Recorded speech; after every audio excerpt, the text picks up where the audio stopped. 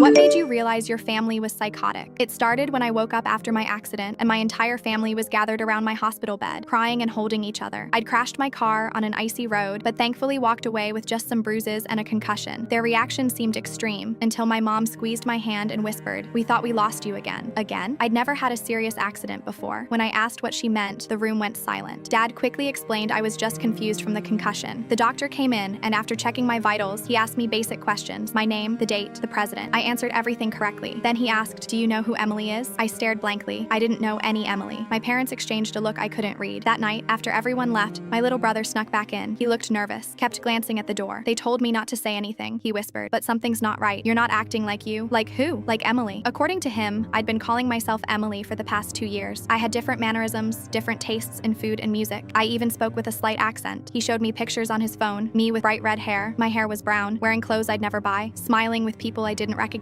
I laughed it off as a prank, but the next morning my parents brought in a photo album. They flipped through pictures of Emily's life, vacations I didn't remember, parties I never attended, a boyfriend I'd never met. They told me about how I had moved to Seattle for a year. I'd never been to Seattle and worked as a graphic designer. I was an accountant. The doctor said this might happen. Mom said softly, "Your Emily personality is gone and you're back to being Sophia again." My head spun. They explained I had DID, dissociative identity disorder, triggered by trauma when I was 16. Emily had been my dominant personality for the past 2 years, and now the accident had somehow switched me back to Sophia. It sounded insane, but they had evidence, videos, photographs, even a journal supposedly written by me as Emily. My handwriting, but not my words. They even brought friends who hugged me tearfully, saying they missed Emily, but were happy to have Sophia back. I was discharged and sent home, where my room was full of unfamiliar possessions. My parents enrolled me in therapy and support groups. I took medication. Everyone treated me like I was fragile, constantly watching for signs of Emily returning. But something felt wrong. When alone, I searched through old photos and found inconsistencies. In some pictures that were supposedly taken the same day, Emily had different nail polish. The metadata on digital photos didn't match the dates my parents claimed they were taken. Late one night, I overheard my parents arguing. Mom was furious, saying, "She's asking too many questions. The medication isn't working." Dad replied, "We need more time. Dr. Winters said if we stick to the story, eventually she'll accept it." My blood ran cold. I quietly packed a bag and drove to my college roommate's house, someone not in any of the recent pictures. When she opened the door, she gasped, "Sophia? Oh my God, your parents told everyone you died 2 years ago." The truth crashed down on me like a wave. My death coincided perfectly with Emily's appearance. My parents had been collecting my life insurance money while keeping me drugged and isolated, convincing me I was someone else entirely. The accident had cleared my head enough to question their reality. The flash drive I found hidden in my mother's jewelry box confirmed everything. Documents showing a $2 million policy on my life, emails to the doctor coordinating my treatment, and most chilling, a detailed plan for what to do if I ever started remembering who I really was.